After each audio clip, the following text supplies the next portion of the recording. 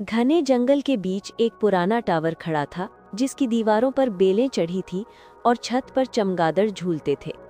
उस टावर में रहती थी एक युवा जादूगरनी चांदनी। वो हर रात चांद की रोशनी में पुराने मंत्र पढ़ती थी, क्योंकि उसे समय रोकने का जादू खोजना था। सालों बीत गए, लेकिन उसे सच्चा जादू नहीं मिला। एक रात जब आकाश में बादल गरज रहे थे और हवाएं रहस्यों की तरह गूंज रही थीं, वो टावर की सबसे ऊंची मंजिल पर पहुंची। वहां एक टूटी हुई पुरानी घड़ी धूल में दबी पड़ी थी। चांदनी ने घड़ी को उठाया।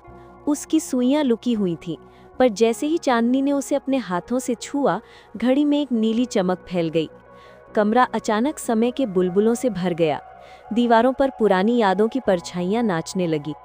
घड़ी की सुइयां घूमी और कमरे में पल बीतते और लौटते दिखाई देने लगे, मानो समय खुद जाग गया हो। चांदनी की आंखों में हैरानी थी।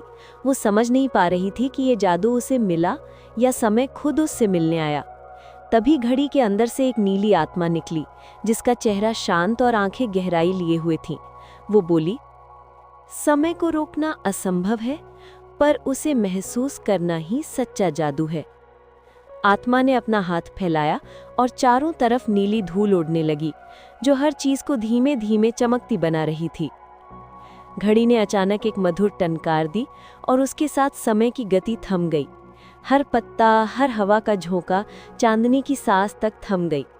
उस क्षण में उसने अपने जीवन के सारे पल देखे, अपने बचपन की मुस्कान, अपने असफल कोशिशें, अपने डर और अपनी उम्मीदें, और फिर वो मुस्कुराई।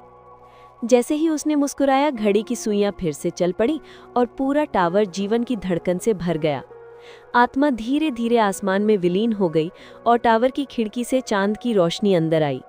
चांदनी ने घड़ी को अपने दिल से लगाया और कहा, अब मैं समय को नहीं रोकूंगी, बस हर पल में जादू महसूस करूंगी। टावर के चारों तरफ नीली रोशनी फैल गई। पेड़ों पर छोटे छोटे जुगनू चमकने लगे और जंगल में एक नई जादुई धुन गूंज उठी, जिसे सिर्फ वही सुन सकता था जो वक्त की कद्र जानता हो।